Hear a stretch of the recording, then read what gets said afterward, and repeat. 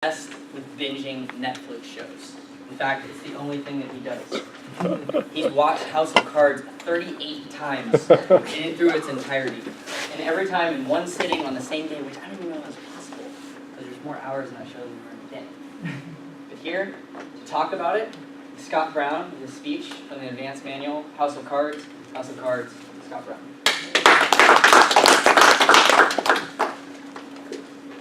House of Cards, the Netflix original television series about the twisted underworld of politics in the United States. And it is poisoning the minds of Americans young and old. I'm not talking about graphic violence. I'm not talking about the glorified pursuit of power depicted on the show. I'm not talking about the justification of murder for political or personal gain, no. No, I'm talking about something far more insidious. Binge watching. We've all heard of it. Thanks to House of Cards, millions of Americans are experimenting with binge watching. Tonight I'm here to raise awareness, to help many of you recover from this addiction and disease. So what is binge watching? Binge watching, the most destructive force to impact American culture since Autotune, is the act of watching a large number of television episodes in a small space of time.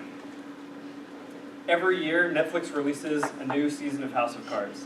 They release 13 episodes on the same day. This has led millions of people to consume 13 episodes of television in as short as 1 or 2 weeks. Tonight, I'm here to confess to you guys, I was one of them. It's true. So this is my story. In the summer of 2013, I began watching House of Cards.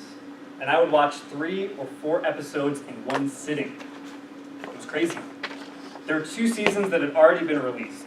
So there were 26 episodes available at my fingertips. I would watch an episode with dinner, and then I would just keep watching and watching into the wee hours of the night. And then it would be time to go to bed, but I would just say, you know what? 1 more episode. Why not? It's just 40 minutes. 1 more would turn into 2 more, would turn into 3 more, and on it went. It was a vicious cycle. But as fast as I was watching these episodes, I feared that it wasn't fast enough. You see, I developed the first symptom of binge watching. Spoiler paranoia.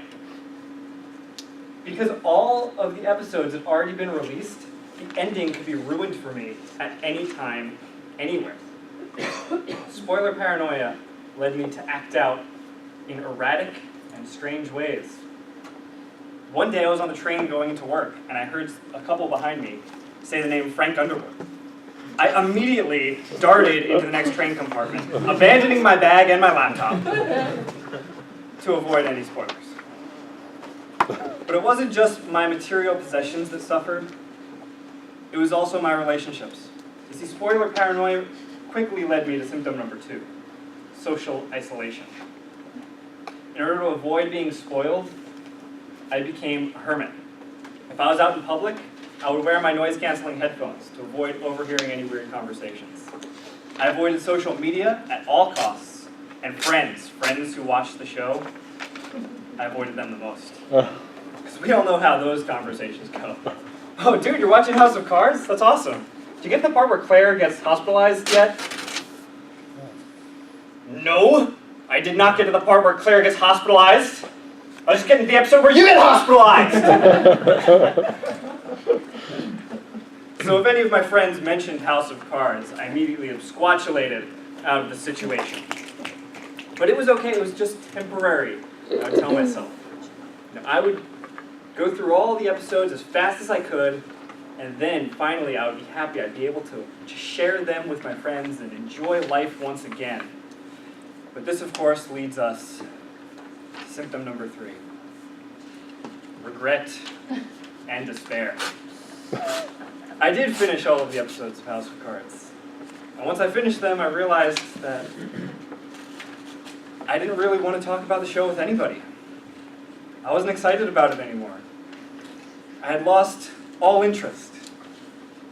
You see, I'd never given myself time to digest any of the episodes, process what was going on, create my own wants and desires for the characters, to empathize with them, to consider what might happen, what I wanted to happen.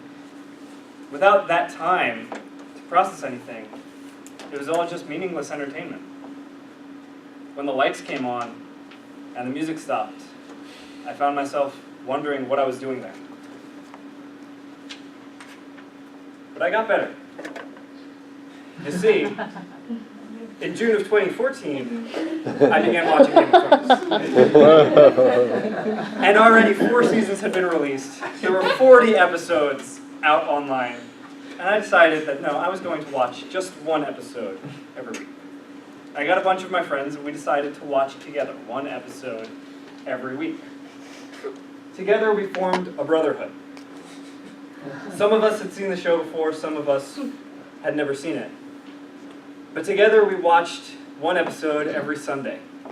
And in the 6 days in between episodes, we would talk incessantly about what had happened, about what we wanted to happen, about which characters we hated and really wanted to die, and about which characters we really hoped wouldn't die.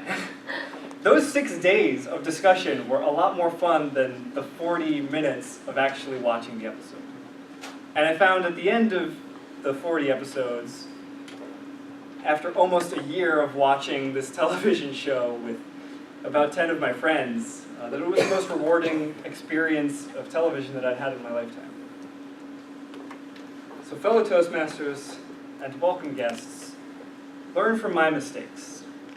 Don't experiment with binge watching. You're only ruining your own enjoyment. In television and in life, slow, deliberate pacing yields much more happiness. Any experience that's built on instant gratification is just founded on a house of cards. Thank you.